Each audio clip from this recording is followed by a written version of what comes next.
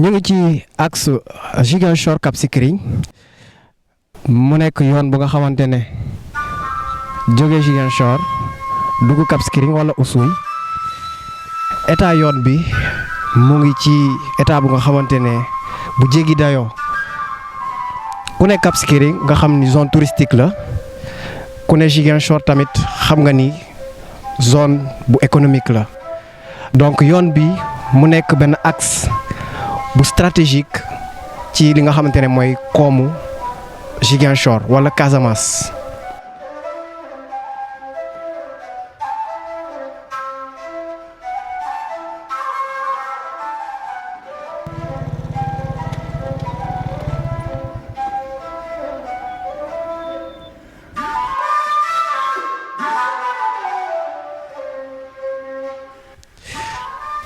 boo jëlee ci Cap Skirring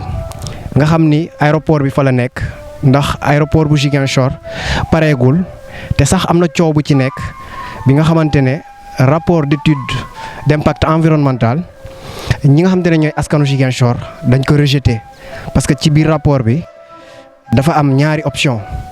ñu délocaliser li nga xamante ne mooy aéroport bi wala ñu délocaliser ñi nga xamante ne ñoom ñoo dëkkee ci boor boobu noonu. AIBD dénkoon ma liggéey pour ma def li nga xam ne moom mooy évaluation environnementale et sociale de son projet de reconstruction de l'aéroport de Ziguinchor comme ni ñu ko defee ci yeneen dëkk yi moo xam Kédougou la moo xam Tamba la et vraiment tey ñu defoon étude bi jébbal ko li nga xam ne moom mooy le comité technique dirigé par le gouverneur ak les experts donc ñu valider li nga xam ne moom mooy le rapport d'évaluation environnementale tey nag cëppaandaw gi moom mënoon ñu def lu ñu woowe audience publique maanaam delloo si li nga xam ne tey moom mooy résultat étude bi ci côté population bi wax leen kat lan la ñu jëlee ci liggéey bi ak ban décision lañ ban conclusion la ñuy jël donc loolu moo waraloon tey ñu def audience publique bi maanaam fexe ba tey teg ci loxo population bi lépp li nga xam ni jàngate nañ ko ci jeexital moo xam ci wàllu ci askan bi la ci alam bi la ak ci wàllu sécurité pour que tey aéroport bi nga xam ne moom la AIBD na ma def ñu mën koo réaliser ci respecter lépp li nga xam ne moom mooy wàllu sécurité wàllu environnement donc tey loolu moo nekkoon mbir mi ñun nag suñu jàngat may ñi mais aéroport bi naam buñ ko nag may def foofu ñu jël ay mesures yoo xam ne vraiment moom mooy gën a tax ba tey jéye wala risque bañ a am tey ñu leen soit ñu déplacer li nga xam ne moom mooy aéroport bi mesure bi ñu ko def wa ilaa ñu déplacer li nga xam ne moom mooy askan bi tey comme ni ñu koy yeneen projet defee moo xam électrique la am na yoo xam dañu leen ni tuxal bu dee tëli la dañ leen ni tuxal bu dee aéroport également buñ leen namee tuxal ñu tuxal mais ñun suñu wàll mooy fexe ba tey wax autorité bi ne que projet bi kat boo ko namee def na nga fexe ba tey bàyyi xel li nga xam ne moom mooy sécurité askan bi. bu fekkee ni dañu war a délocaliser ñi dëkkee ci boor boobu noonu ñoom dañoo jàpp ni loolu moo gën a cher que di tabax aéroport moo tax ñu rejeté li nga xamante ne mooy rapport d'étude impact environnemental boobu noonu. nga xamante ne étude d'impact environnemental et social moo ko déggee mooy boo waree defar mbir lu mel ni tabax kër wala lu mel ni tabax aéroport wala hôpital da ngay def étude boobu noonu nag da nga koy def balaa ngay teg xeer bu njëkk ba mais li ñu gis ci aéroport Ziguinchor mooy dañ koo tabax ba nga xamante ne tey jii sa mën nañ ko ubbi ñu doog a ñëw présenter li nga xamante ne mooy étude d'impact environnemental bi léegi nag bëgguñu semer confusion ci bopp nit ñi pour ñu yaakaar ni ñii ay nihiliste la ñu bëgguñu dara aéroport bu mel nii mu nekk ci dëkkuwaay ci digg dëkkuwaay mu nekk wetu aéroport bi moom ak hôpital régional ñoo takkaloo aéroport bi moom ak université presque boo ko xoolee li ci des daanaka bëliwul mètre aéroport bi moom ak Jaabir presque ñoo takkaloo aéroport bi Grand Yoff Lindiane Néma 2 Kenya Castor ñoom ñëpp ñoo takkaloo ak aéroport bi. aéroport bi biñ koy tàmbali ñëw nañu ci quartier bi waxtaan nañu ak population bi booba ñi nekkoon ci aéroport bi bëriwuñu woon taxuñu ko bëri donc c'était très facile pour que ñu génne ñooñu indi def aéroport bi comme niñ ko bëggee mais bu ñu ñëwee bon mu amoon tuuti wax rek ñu daal di daw ñëwatuñu ba tey ñu woo ñu ne ñu léegi ñëw leen. dañu war a régulariser étude d'impact environnemental bon étude d'impact environnemental dañ ko war a def ba nga am quitus nga soog a tabax mais amaguloo quitus nga tabax nga ne da ngay régulariser ok léegi ñoom ñoo tabax ñoom jiite population bi nekk ci emprise bi. bu ñu sukkandikoon si étude d'impact environnemental bi rek autorités yi dinañ doon wax ni nañu délocaliser aéroport bi soit site bi nga xamante ne gis nañ ko Tobor soit site bi nga xamante ne gis nañ ko Kaliane mais dëgër bopp bi am ci ñi nga xamante ne ñoom ñoo jiite liggéey bi moo ñu jaaxal lan moo te ñu bëgg kut construire wala réhabiliter aéroport bi nga xamante ne moom mooy aéroport Ziguinchor te nga gis ni fu mu nekk baaxul mu ngi jege fi nga xamante ne mooy ay ñi ñuy bëri ñoo fay yeewu lu mel ni lycée Djignabo lu mel ni hôpital régional lu mel ni ak bruit bi mu war a def ba pare ñu ne ñu aéroport bu mag la war a doon aéroport international mooy aéroport bi nga xamante ne yow mii avion yu mag yi ñoo fay wàcc boo xoolee wetu kër yi am na ay këru banco boo xoolee wetu kër yi am na kër yi nga am fondement yi dëgërul aéroport yi boobu noonu avion yi bu ñu fa waree wàcc rek dinañ def musiba bi mooy lan mooy dina am ay kër yi nga xam danañ daanu parce que bruit aéroport xam nañ ko. ñoom ñoo war a jël seen décision soit dañuy délocaliser aéroport bi wala ñu délocaliser population bi ñoom ñooy seet ban moo ci gën a yomb ñu def loolu dans la mesure où même le cabinet bi def étude d'impact environnemental bi ñaari option yooyu la leen présenté.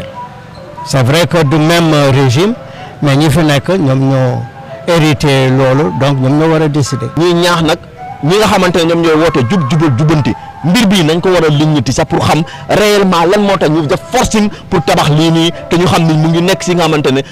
si digg ay dëkkuwaay la ñun loolu la ñuy ñaawlu te nag bu ñeneen ñi gisee ñi ciy wax dañuy jàpp ni ñii dañoo soxor wala bëgguñu aéroport déedéet bëgg nañu aéroport. mais bëgg nañu aéroport bi nga xam day sàmm ak yelleef doomu aadama yi bëgg nañu aéroport bi nga xam day sàmm wér-gu-yaram ak day sàmm dund nit ñi mais bu fekkee aéroport la bi nga xamante ne moom ak miir aéroport bi ñoo moom miiru hôpital régional ñoo daanaka te boo xoolee hôpital régional am na centre d'incinération bi nga xamante ne tout le temps day bàyyi saxaar ci kaw loolu sax arrangé wul li nga xamante ne moom mooy vol yi donc ñun nekkuñu expert mais xam nañ ni aéroport bi wax dëgg yàlla yàgg noo ñoo wax dañ koy war a toxal. acteurs société civile yi ñu ne. nañu toxal li nga xamante ne mooy aéroport bi ndax bu fekkee ni dañu war a toxal ñi nga xamante ne ñoo dëkkee ci boor boobu noonu day métti ci askan wi ndax hôpital régional a ngi foofu lycée yi ñu ngi boor boobu noonu école élémentaire yi ñu ngi foofu waaye tamit li nga xamante ne mooy poste de santé yi ak yeneen infrastructure yi nga xamante ne ñu ngi dëkkee ci côté boobu noonu lu mel ni université Assane Seck mu ngi côté boobu.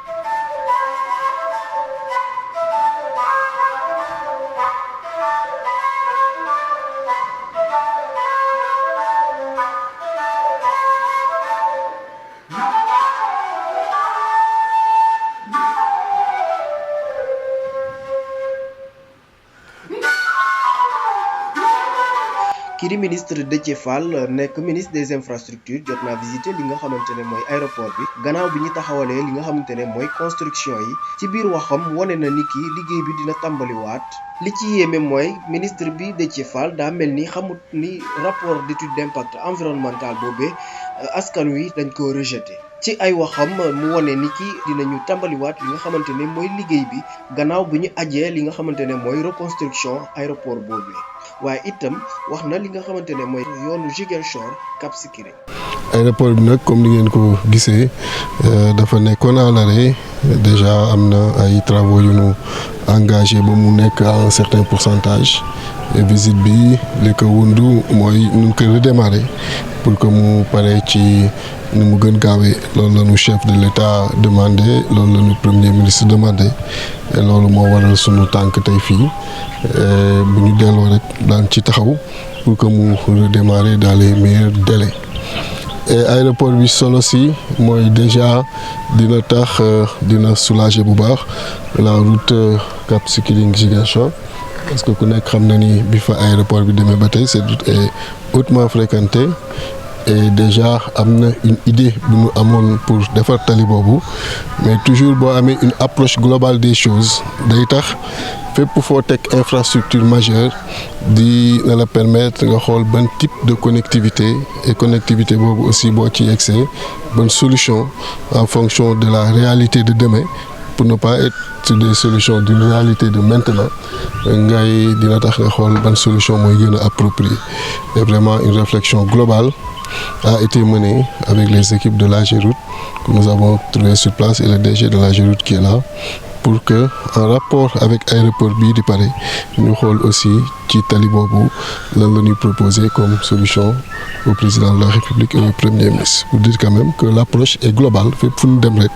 dañuy xool infrastructure majeure yi fa ne day xool aussi en fonction donc des réalités yi ñuy présenter aujourd'hui et des projets futurs xool yan type d'infrastructure donc de connectivité de façon générale surtout routière la ñuy mën a proposer donc di wax ni loolu moo waraloon tey fii sunu présence fii ci aéroport bi di féliciter les équipes que nous avons trouvées et di leen wax ni que les autorités aussi bien le président de la République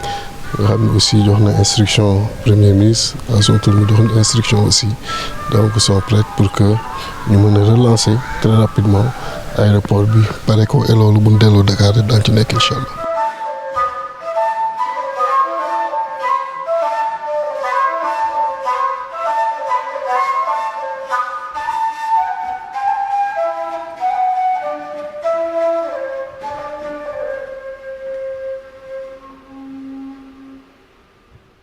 kii di njiitu réew mi président Bassirou Diomaye Faye bi mu ñëwee tournée économique bi fii ci diwaanu Casamance moom it jot naa dem foofe ci aéroport bi visiter li nga xamante ne mooy état d'avancement liggéey bi bu mu paree jot naa yëkkati ay kaddu yu am solo yu jëmee ci li nga xamante ne mooy tabaxaat aéroport bu Ziguinchor bi. ndax bi ñu ñëwee la ñu fexe ba blocage yi fi nekkoon ñu yëkkati ko waxtaan ak entreprise yi ñu mën a reprendre ñu ànd ci compréhension bu mag. mais dès 2025 ñu def une loi de finances rectificative pour dolli montant bi nga xamante ne moo mënoon permettre ñu avancer ci rythme bu ñu ko bëggee ba confirmer nañu sànq ne que jot nañu le décaissement de 7 milliards bi nga xamante ne moo leen waroon permettre ñu tenir le délai de livraison d'avril 2026. loolu nag dañ ci toftal pour matale lépp 6 milliards yi nga xamante ne ci loi de finances initiale 2026 lañ ko dugal ku ne xam na Ziguinchor aéroport bi daf ci am solo évidemment depuis que buñ ko tëjee di ko defaraat aéroport Cap Skirring jot na tenir le temps bi nga xamante ne aéroport bi pareegul waaye gis ngeen déjà lu mu def ci yoonu diggante Ziguinchor ak Cap Skirring et il fallait encore prendre 70 kilomètres yoo xam ne daanaka li ngay def diggante AIBD ak fii moo koy gën a gàtt ci gannaaw bi nga wàccee Cap Skirring ba pare di ñëw Ziguinchor dans des conditions de transport que nous avons vécu ce matin. Si bien que pour la respiration pour Ziguinchor nooyi carrément ndax évidemment am na ñiy jël bateau yi waaye ñi jël avion bi tamit dañoo bëri te dañoo nar a dem di continuer di bëri. donc voie d'accès bi nga xamante ne voie aérienne yi la di ñëw fii Ziguinchor dafa laaj naturellement que aéroport bi pare.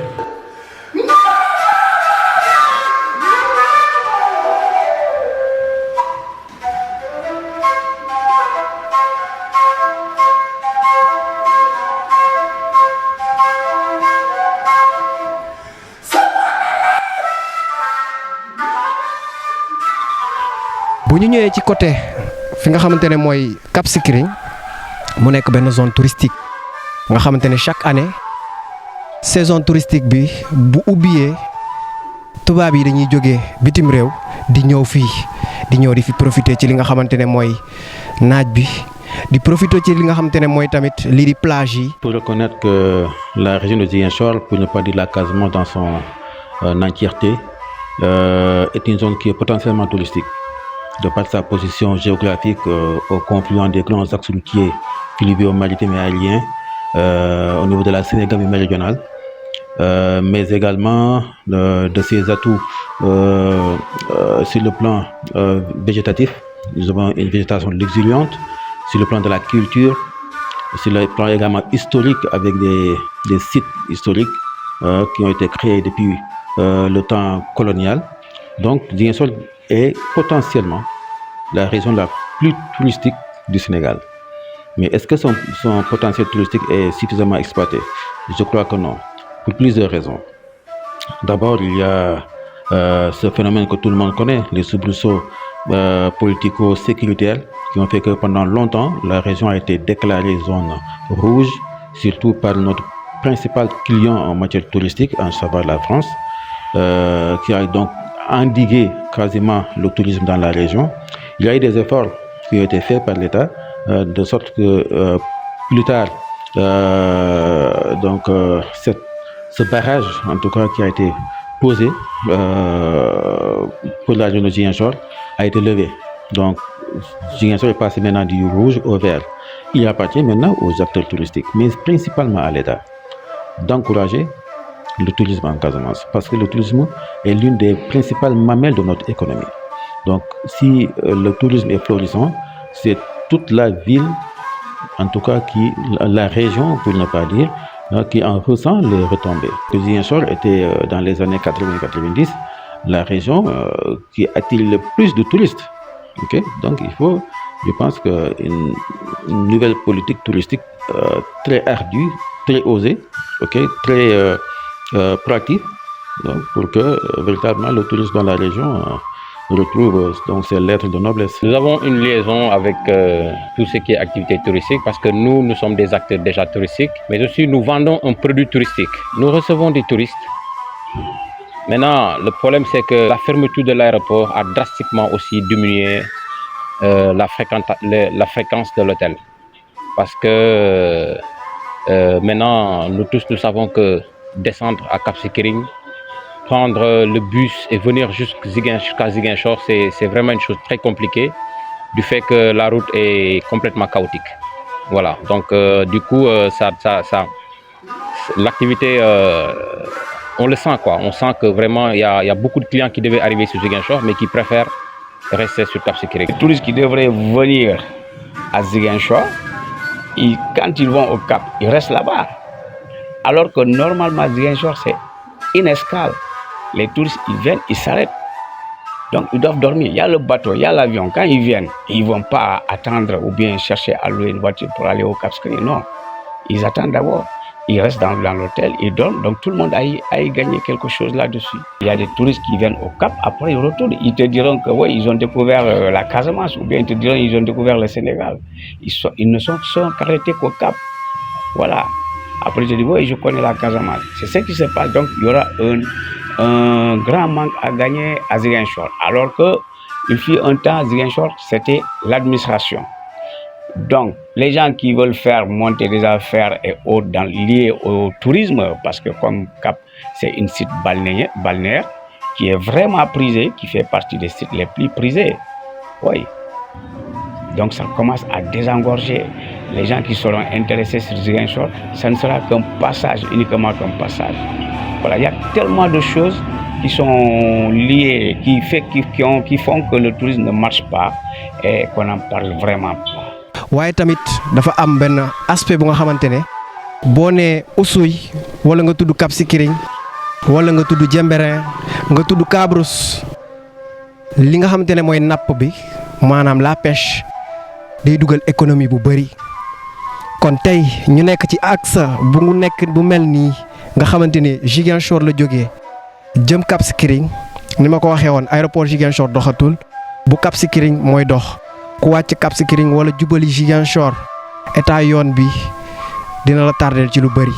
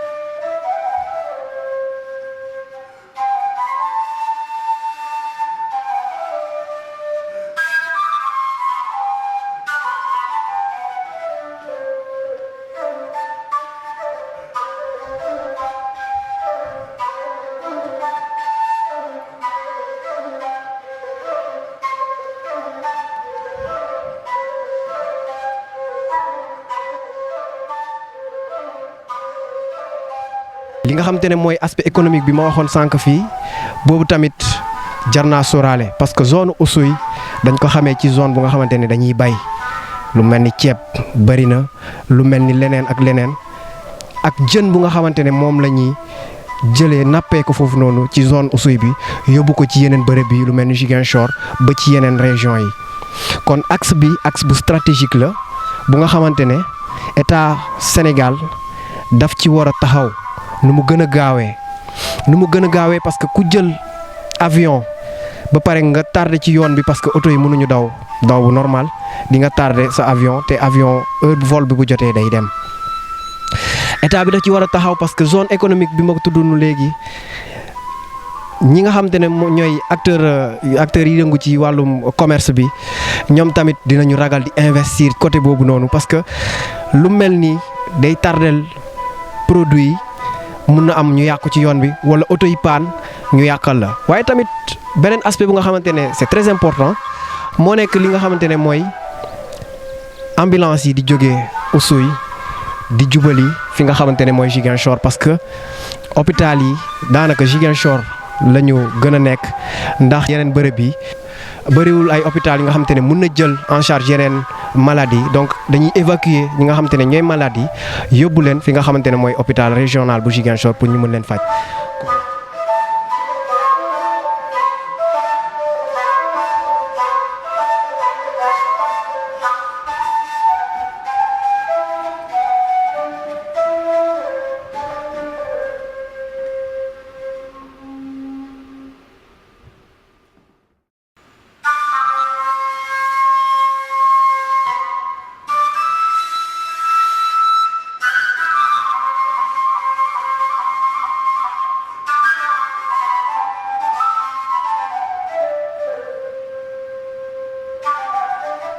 député bi di Bakary Diédhiou rafetlu na li nga xamante ne mooy tournée économique boobee nga xamante ne président de la république amaloon na ko fii ci diwaanu Casamance ci loolee jot naa rafetlu engagement yi nga xamante ne président de la république jot na koo jël ci liggéey yoon bu jógee Ziguinchor dugg Cap Skirring. li ma jàpp ci tournée économie président de la république lu baax la lu am solo la parce que njiitu réew mi donc njiitu réew du gan boo xamante ne dañ koy am saa su ne kon bu tànnee tàmbali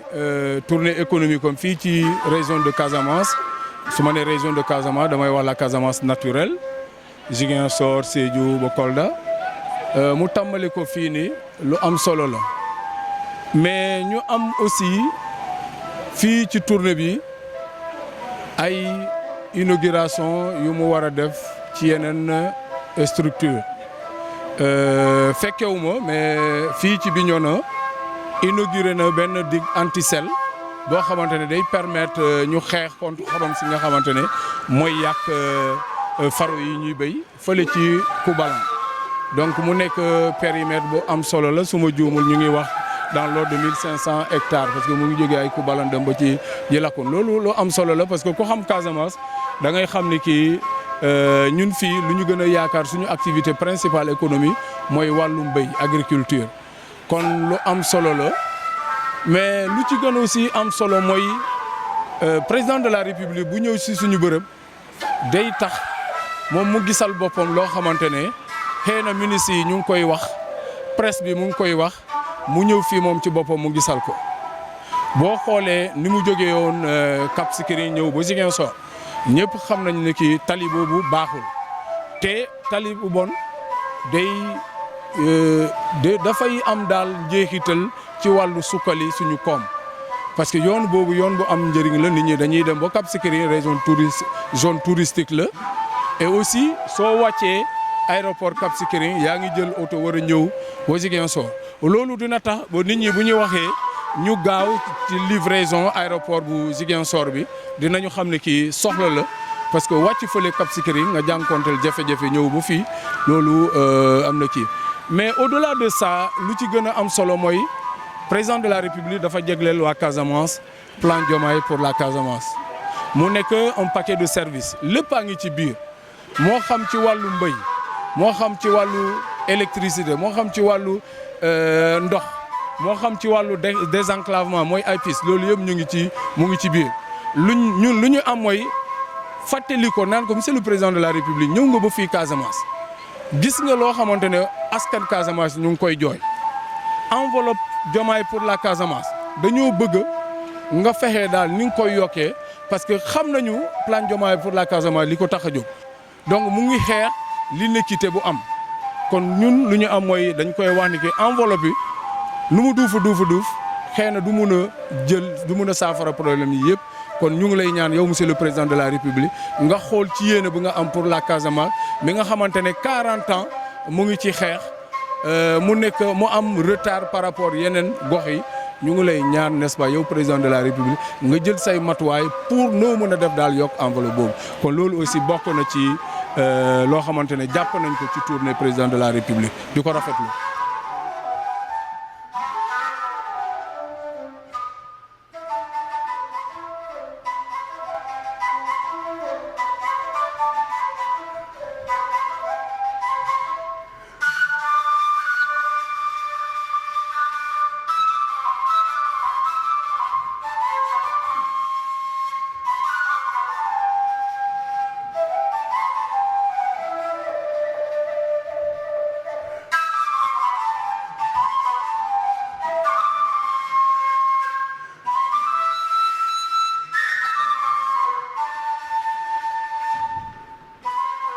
ci boobule tournée bi nga xamante ne président de la république Bassirou Diomaye Faye amaloon na ko fii ci diwaanu Casamance jot naa lancé projet bi nga xamante ne mooy liggéeywaat yoon bi jëmee Ziguinchor dugg ca Cap Skirring. defaraat liggéey bi ci yoon wi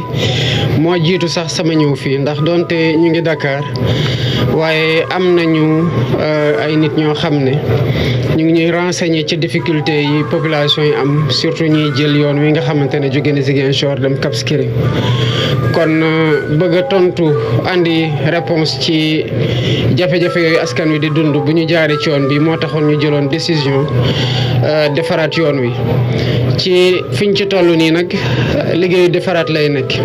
liggéeyu defaraat boobu nag ak nu mu nekk defar kese dinañ ci dugal lu toll ni 10 milliards pour que population yi jaar fii gën a am condition de voyage yu amélioré wu liggéey gu ñuy def nii nag xëy na dina tax nit ñi am tuuti affaire ci bu ñuy jaar yoon wi fii ak ay at yu néew waaye ambition bi gën naa rëy noonu ambition bi mooy def étude yoo xam ne dañ koy def ci gannaaw bi population bi nekkee di pratiquer un tronçon bien amélioré pour xool ndax yoon wi buñ ko dee defaraat carrément muy yoon bu bees bu ñu war a tabax carrément ñaata lañ ñuy coûter wala sax buñ ko bëggoon def autoroute ñaata lañ ñuy coûter ak ci yenn anam lañ koy defee ak ñan lañ koy defee. Évidemment ci ambition yi ñu am ci région naturelle de la Casamance ak vocation yoon wi ci diggante Ziguinchor ak Cap Skirring waaye tamit ci li ñu nekk di liggéey ci projet bu am solo ci Nikin day wane ne yoon wi vocation dafay gën a am solo nu yeneen yoon yi ñuy nekk di defar mel ni boucle di Fogni ci diggante Bignona surtout ak Diouloulou ak après ci diggante Bignona ak dem Kafountine day wane ne que am na liggéey goo xam ne ñu ngi koy def pour désenclaver totalement région Casamance naturelle pour que dynamisme économique bu ñu bëgg booster waat Casamance mu mën ko am ci demalante ak dikkalante bi waaye surtout pour fexe ba production bi nekk ci biir Casamance bu ñu nar a aussi jox solo bu bëri ci agropole sud bi mën a génn ci axes principaux yi ñu mën ko acheminer fépp ci biir réew mi ndax Casamance dafa am vocation boobu nekk grenier ci biir Sénégal waaye nekk tamit une capitale économique ci yeneen capitale économique yi ñu bëgg di samp te mu nekk un pôle d'expérimentation mise en œuvre pôle territoriaux yi ni ko centre bi nekkee ak ni ko pôle nord bi nekkee kon yoon wi ñu nekk di lancer waat liggéeyu defaraat ko tey yoon wu am solo la déjà avant même projet yooyu di am